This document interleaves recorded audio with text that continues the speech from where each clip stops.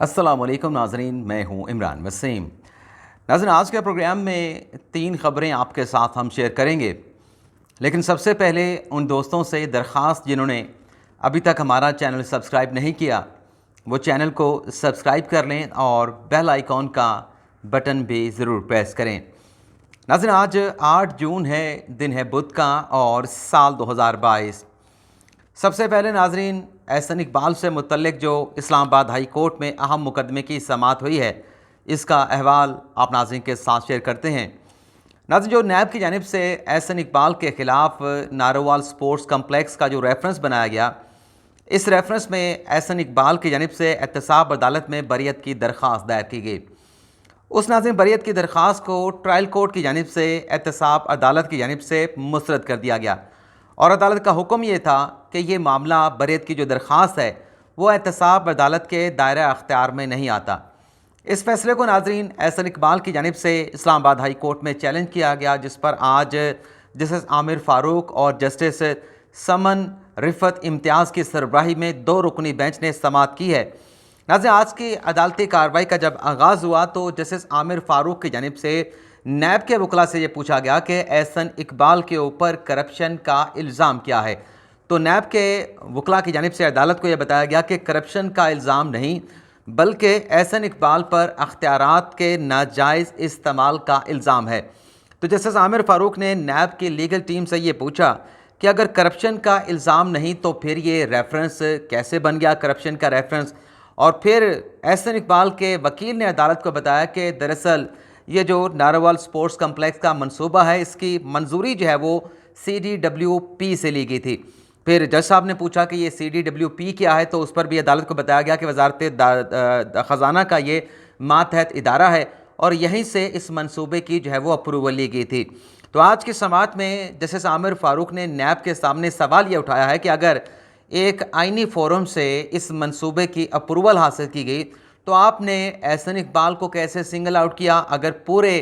CDWP نے اس منصوبے کی منظوری دی تو پک اینڈ چوز نیب نے کس طرح کے طریقے سے کیا کہ صرف احسن اقبال کو سنگل آؤٹ کر کے ان کے خلاف ریفرنس بنا دیا گیا، لیکن اس منصوبے کی منظوری دینے والے جو دیگر لوگ تھے جو CDWP کا حصہ تھے، ان کے خلاف کوئی ایکشن، انہیں بھی ملزمان کی فہرست میں کیوں شامل نہیں کیا گیا؟ اس پر نیب جواب دے۔ تو ناظرین، جب نیب کے جواب دینے کی باری آئی تو نیب کے وکلاء نے کہا کہ ہمیں وقت دے دیں، آئندہ سماعت پر ہم اس کیس کو سٹڈی کر کے عدالت کو معاملت کریں گے، عدالت کو اسسٹ کریں گے۔ اس کے بعد ناظرین اس کیس کی جو سماعت ہے اسے 29 جون تک جو ہے وہ ملتوی کر دیا گیا ہے۔ لیکن آج کی سماعت میں جو عدالت نے سوال اٹھائے ہیں، اب ان سوالوں کا اگر نیب آئندہ سماعت پر جواب لے آتا ہے تو فابہہ، لیکن اگر جواب نہیں آیا تو پھر لگا ایسا رہا ہے کہ احسن اقبال کی یہ بریت کی درخواست جس طریقے سے سابق دور حکومت میں نیب کے قانون میں ترمیم کر کے یہ پروویژن ڈال دی گئی کہ اگر کرپشن نہیں ہوگی تو ریفرنس نہیں بن سکتا، تو پھر ہو سکتا ہے کہ اس ریفرنس میں احسن اقبال کو جو ہے وہ عدالت کی جانب سے بری کر دیا جائے۔ میں نے لفظ استعمال کیا ہے کہ ہو سکتا ہے، میں کوئی ڈیفینیٹ بات نہیں کر رہا، لیکن کیونکہ عدالتی کارروائی کو کور کرتے ہیں تو کچھ چیزیں سمجھ آ جاتی ہیں، لیکن پھر بھی ہم پریما فیشائی کا لفظ استعمال کرتے ہیں، بادی النظر کا لفظ استعمال کرتے ہیں۔ اب ہم بات کر لیتے ہیں جو میں نے تھم نیل پہ لکھا کہ چور جج اور سپریم کورٹ میں بم لگا دیں، اور اس کیس کی سماعت کے دوران جج صاحب کے ریمارکس، یہ کیا معاملہ ہے؟ یہ کس نوعیت کا مقدمہ تھا اور اس مقدمے میں جج صاحب نے ایسے کیوں ریمارکس دیے ہیں؟ یہ ناظرین مقدمہ تھا جو علی ظفر کے خلاف سوشل میڈیا پہ ایک کمپین چلی، جب اس پر میشا شفیع کی جانب سے ہراسمنٹ کا ایلیگیشن لگایا گیا تو اس پر علی ظفر نے میشا شفیع کے خلاف پیکا قانون کے تحت فوجداری مقدمہ جو ہے وہ دائر کروایا، جس پر FIA کی جانب سے کارروائی کا آغاز کیا گیا۔ لیکن علی ظفر کے اس فوجداری مقدمے کے خلاف میشا شفیع نے لاہور ہائی کورٹ سے رجوع کیا، سیکشن 20 کے خلاف، جو پیکا قانون کا سیکشن 20 ہے اس کے خلاف۔ تو لاہور ہائی کورٹ نے پیکا قانون کے سیکشن 20 کو برقرار رکھا، اور جو فوجداری مقدمہ تھا علی ظفر کا اسے کنٹینیو رکھا کہ وہ مقدمہ چلتا رہے گا اپنے متعلقہ فورم کے اوپر۔ اور اسی طریقے سے آپ ناظرین کو یاد ہوگا کہ پچھلے دنوں جو اسلام آباد ہائی کورٹ میں پیکا کے قانون کی سیکشن 20 کے تحت جو مقدمہ تھا، اس میں اسلام آباد ہائی کورٹ نے ڈکلیئر کر دیا کہ پیکا قانون کا جو سیکشن 20 ہے یہ آئین کے آرٹیکل 19 سے متصادم ہے، اور اس سے کالعدم قرار دے دیا گیا سیکشن 20 کو۔ اب یہ اپیل جو میشا شفیع کی لاہور ہائی کورٹ میں خارج ہوئی، اس فیصلے کے خلاف، لاہور ہائی کورٹ کے فیصلے کے خلاف میشا شفیع نے सुप्रीम कोर्ट से रजू किया और जस्टिस काजी फाइजी साहब और जस्टिस मोहम्मद अली मजहर की सरबराही में 2 रुकनी बेंच ने आज मीशा शफी की अपील पर समाअत की। तो आज की जब अदालती कार्रवाई का आगाज़ हुआ तो जस्टिस काजी फाइसा की जानिब से एक सवाल तो ये पूछा गया कि लाहौर हाई कोर्ट ने सेक्शन 20 को बरकरार रखा है और जो इस्लामाबाद हाई कोर्ट है उसने सेक्शन 20 को कलअदम करार दे दिया है, सेटिसाइड कर दिया है। तो ऐसी सूरत में ये कन्फ्लिक्टिंग जजमेंट है जिस पर अदालत को अपना वो फैसला देना है। लेकिन जस्टिस काजी फाइसा ने कुछ रिमार्क्स दिए, अब वो रिमार्क्स आपके साथ हम शेयर कर लेते हैं। जस्टिस काजी फाइसा ने कहा कि क्या हद तक इज्जत का दावा फौजदारी कानून के तहत हो सकता है। मीशा शफी के वकील ने कहा कि दुनिया भर में हद तक इज्जत का जो दावा होता है वो सिविल नोयत का होता है, जिसमें अगर जुर्म साबित हो भी जाए तो जुर्माना अदा करना पड़ता है। तो फिर जस्टिस काजी फाइसा ने कहा कि सेक्शन 20 जो है पीका कानून का, क्या यह आइन के आर्टिकल 19 की खिलाफ वर्जी नहीं, और इस कानून को जो हद तक इज्जत का कानून है उससे क्यों जो है वो ये क्रिमिनलाइज करना चाहते हैं, फौजदारी में केस में फौजदारी नोयत में कन्वर्ट करना चाहते हैं। जस्टिस काजी फाइसा ने कहा कि टीवी पर बैठकर एक दूसरे पे इल्ज़ामात लगाए जाते हैं। आप पाकिस्तान के चैनल को खोल के देख लें, ओपन करके देख लें, हर रोज़ जो है वो चोर की गर्दान होती है, एक दूसरे पर संगीन इल्ज़ामात लगाए जाते हैं। जजेस को चोर कहा जाता है, जजेस पर संगीन इल्ज़ामात लगाए जाते हैं। तो ये टीवी पे सब कुछ होता है। लेकिन जस्टिस काजी फाइसा ने कहा कि बल्कि कातिल तक भी, जस्टिस काजी फाइसा ने कहा कि न्यूज़ चैनल के ऊपर एक दूसरे को कातिल भी कहा जाता है। लेकिन जस्टिस काजी फाइसा ने कहा कि क्या चोर और डाकू कह देने से, कातिल कह देने से सज़ा हो जाएगी। जस्टिस काजी फाइसा ने फिर ये भी कहा कि कलअदम तंजीमों के जो पैगामात हैं वो भी टीवी पे चला जाते हैं, जिसमें जो दहशत गर्दी है उसको प्रोपोगेट किया जाता है और उसमें सुप्रीम कोर्ट में बम लगा दो, सुप्रीम कोर्ट को बम से उड़ा दो, इस तरह की बातें भी की जाती हैं। तो जस्टिस काजी फाइसा ने कहा कि टीवी पर इस तरह की बातें होती हैं तो एफआईए जो है वो आंखें बंद करके बैठा रहता है, कोई एक्शन नहीं लेता। लेकिन अगर कोई सोशल मीडिया के ऊपर, ट्विटर के ऊपर कोई ट्वीट कर दे तो जो एफआईए है वो फौरी तौर पर कार्रवाई का आगाज़ कर देता है। तो अली ज़फ़र के वकील ने कहा कि सोशल मीडिया पे अली ज़फ़र के ख़िलाफ़ जो है वो कैंपेन चलाई गई, उसे हरासर कहा गया और जितने भी अली ज़फ़र के गुलकार, अली ज़फ़र के कॉन्ट्रैक्ट थे वो मनसूख कर दिए गए, उन्हें टर्मिनेट कर दिया गया। तो ये एक बड़ी ज़हनी अजियत से गुजरे गुलकार अली ज़फ़र। तो जिस पर जस्टिस अली मोहम्मद अली मजहर ने कहा कि पीका कानून का जो सेक्शन 20 है, ये पीका कानून है, ये तो बनाया ही सिर्फ सोशल मीडिया के लिए गया है, साइबर क्राइम के लिए गया है। टीवी पे बैठ के कोई कुछ कहता रहे, कोई मर्जी इल्ज़ाम लगाता रहे, जो मर्जी कहता रहे, उस पर जो है इस कानून का इतलाक़ नहीं होता। इसके बाद नाज़रीन अदालत ने फिर ये फैसला दिया है कि ये जो अपील है मीशा शफी की, इसे इब्तदाई समाअत के लिए एक्सेप्ट कर लिया गया है। लेकिन जो अली ज़फ़र का फौजदारी केस है मीशा शफी के ख़िलाफ़,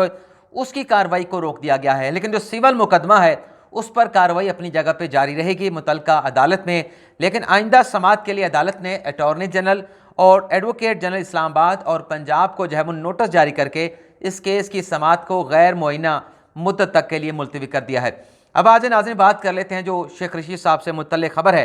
जो बारूदी सुरंगों का बयान दे के लगता है कि शेख रशीद साहब जो है वो इमरान खान से कोई पुराने सियासी बदला लेने चाह रहे हैं। नाज़रीन खान साहब का एक बयानिया है कि उनकी हुकूमत जो है वो अमरीकी साजिश के ज़रिए हटाएगी। आज भी खान साहब अपने इस बयानिया के ऊपर डटे हुए हैं कि मेरी हुकूमत को अमरीकी साजिश के ज़रिए, जिसमें इसराइल मुलविस था, जिसमें भारत भी मुलविस था और यहाँ से मीर जाफ़र, मीर सादिक उन्हें मिले और मेरी हुकूमत का ख़ात्मा कर दिया गया। लेकिन नाज़रीन कल का एक शेख रशीद साहब का बयान सामने आया है, उस बयान ने खान साहब के इस बयानिए के गुब्बारे से हवा निकाल दी है। शेख साहब नाज़रीन ये कहते हैं कि एक तो उन्हें 4 माह पहले ही पता था कि हमारी हुकूमत ख़त्म होने वाली है। शेख रशीद नाज़रीन ये कहते हैं कि मुझे 4 माह पहले इंटेलिजेंस ब्यूरो की जानिब से रिपोर्ट दे दी गई थी कि हुकूमत नहीं रहने वाली। लेकिन शेख साहब कहते हैं कि क्योंकि मैंने 3 से 4 माह इंतज़ार किया, और इसलिए इंतज़ार किया क्योंकि अक्सर ऐसा होता है या कभी कभार ऐसा होता है कि जो IB की रिपोर्ट होती है वो सुनी सुनाई बातों पे बनाई जाती है, हवाई बातों पे बनाई जाती है। तो मैंने IB की रिपोर्ट के ऊपर कोई ज़्यादा उसे संजीदा नहीं लिया।